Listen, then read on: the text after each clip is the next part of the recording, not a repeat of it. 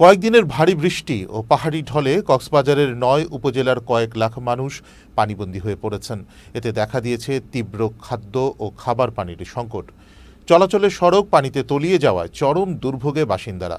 এছাড়াও মাতামুহুরী, বাঘখালী ও ফুলেশ্বরী নদীর বাঁধ ভেঙে তলিয়ে গেছে অনেক গ্রাম।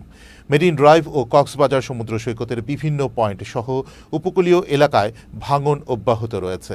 জোয়ারের পানিতে কক্সবাজার সদরে ৩০ গ্রাম, উখিয়ার ৫০, রামুর ২০, পেকুয়ার ১৫ ও টেকনাফের ১০টি গ্রাম প্লাবিত হয়েছে।